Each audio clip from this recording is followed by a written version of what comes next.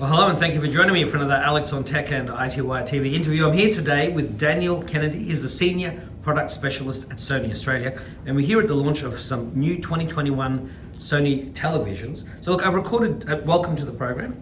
Thanks for taking the time. Thanks for having me. Yeah, now I recorded your presentation from earlier today, which will be in the same article that this video appears, and people can watch that. And it's got some great demos. We've got three TVs here: a entry-level Sony, one of the top-of-the-line ones, and a competitor one. And you can see in that demo video just the quality difference that the one in the middle that we're looking at makes. But what's the short version of the new range for 2021, and what technologies are being used in this range? Yeah, for sure. So we've got two of our TVs that are basically edge or direct lit, so the X80 and the X85J, and they're the entry levels of our range. Then you have our PlayStation 5 TV, which is the X90J, that's this TV, the full array, really good contrast, great value as well. And great for gamers. Great for gamers. Yeah. So two HDMI 2.1 ports, 4K 120 Hertz. That is exactly what you want if you're a gamer, and low input lag as well, so about 8.5 milliseconds. So super for gaming, along with really amazing sound. And that's also where our XR processor starts as well. So the XR processor is our new processor for the year. It prioritizes faces, eyes, animals, people, objects, and renders them out as perfectly as it possibly can. So it's not wasting the processing power on the background. It's anything that you are essentially going to be interested in, it's going to do all the detail creation on that. And then we move up to the X95J, which unfortunately isn't here. That's coming out in September. And that's essentially our flagship LED LCD for the year. And then you move around to what you saw in the other room, which was the A80J and the A90J flagship OLED. So two really high-end OLED. The A90J OLED is the brightest OLED we've ever created. And that's, for OLEDs, that was always seen as the crux. They're not bright enough, but these OLEDs this year, extremely bright.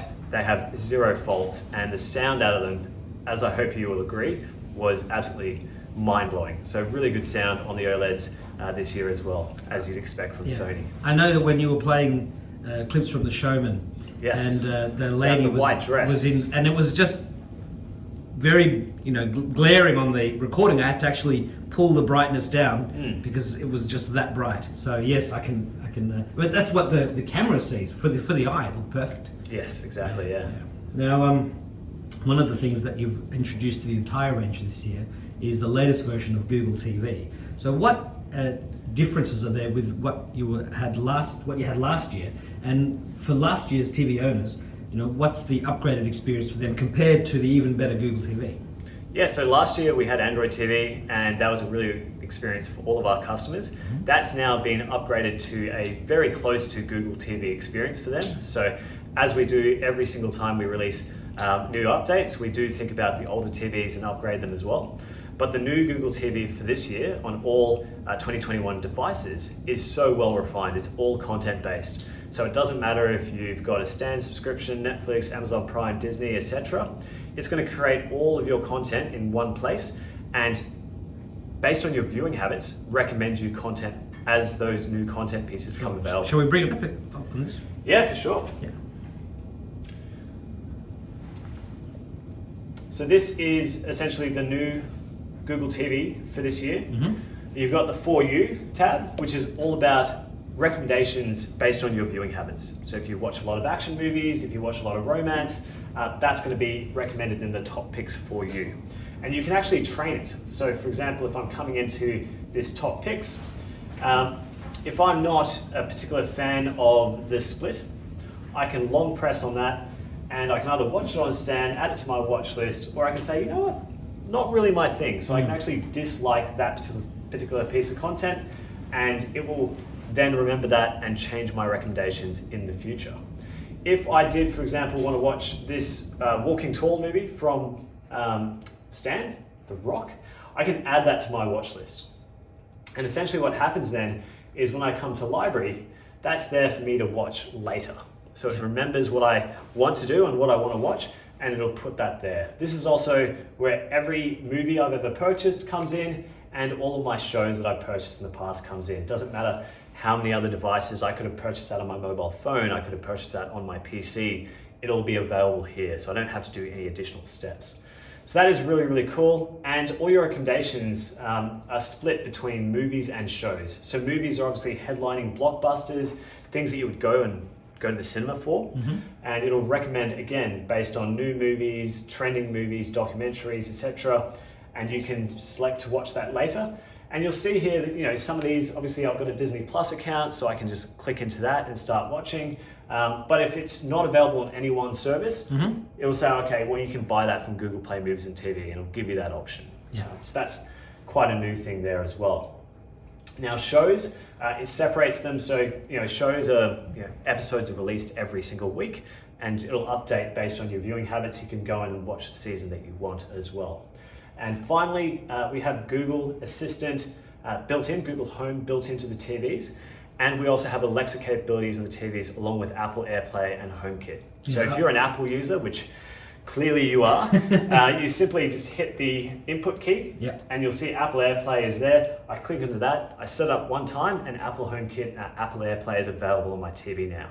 So it's fully available, and you can do everything and more on an iPhone that you can do on an Android device as well. I was mirroring from my phone to the TV in the hotel room, and I was even noticing that it wanted me to turn the little switch underneath the TV on. So it's got like a little mute switch, which is correct. Privacy. That's fantastic. It's a physical thing. Switch now. You can go and just switch it, and you know that you're secure. Yeah.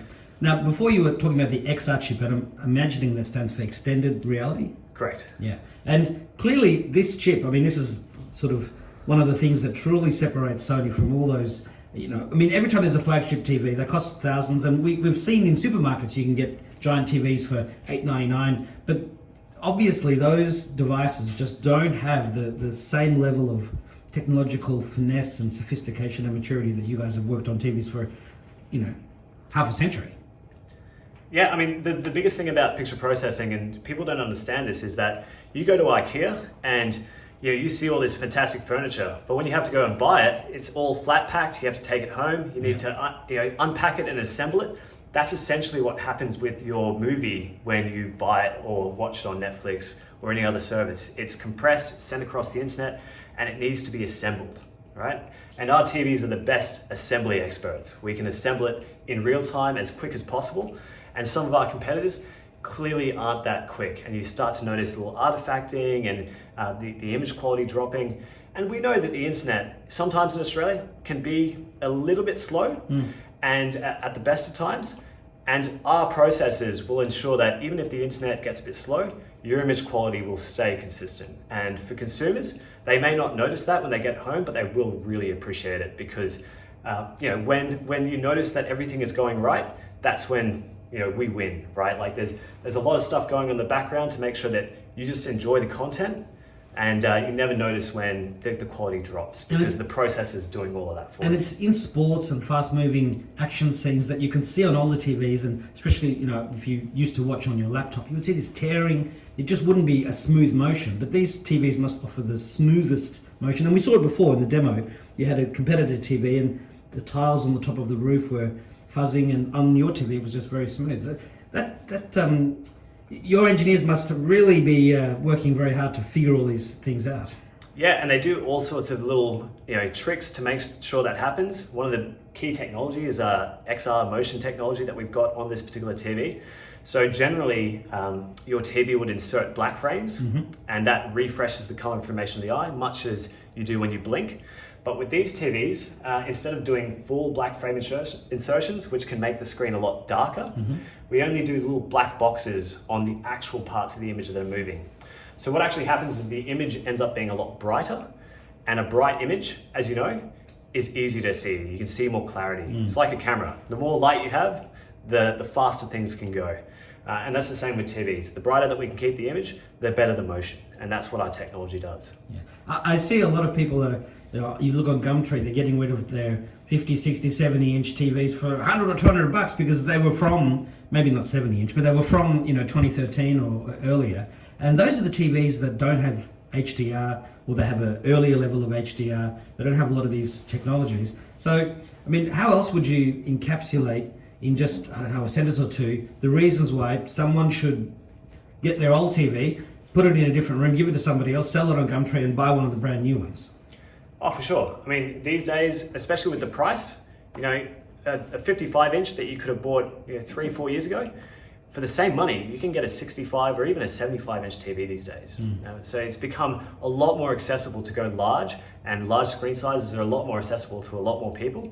And in Australia, we have big living rooms, and it's just a shame to have a room like this and not have a 65, 75, 85 inch in there. And now is as good a time as any. 4K as a technology, high dynamic range as a technology, it's very mature. It's 3-4 years in at this point. We started selling 4K TVs in 2015.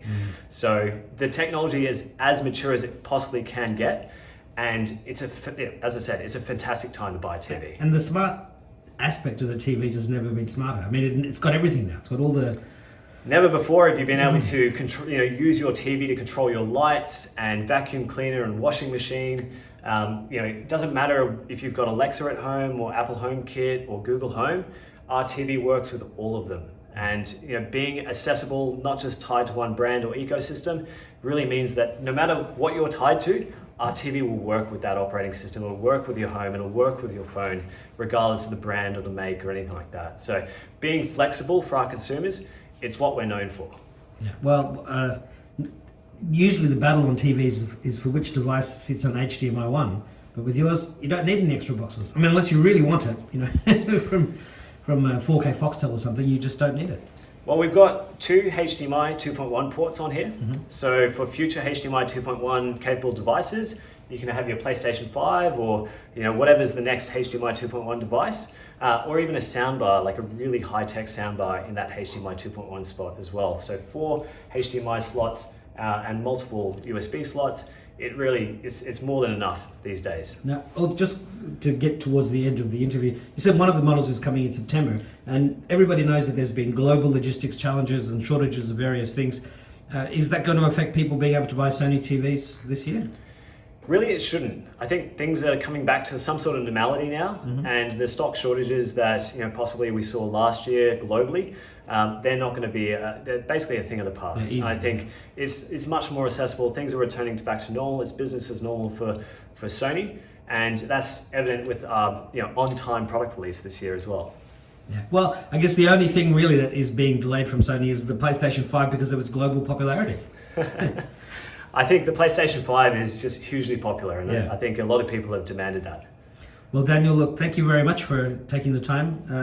I'm sure you'll enjoy incredible sales. I know people that just swear by Sony, they just keep buying Sony after Sony, and they're always very happy they did so. So thank you, and talk to you again soon. Thanks for having me. See ya. Bye-bye.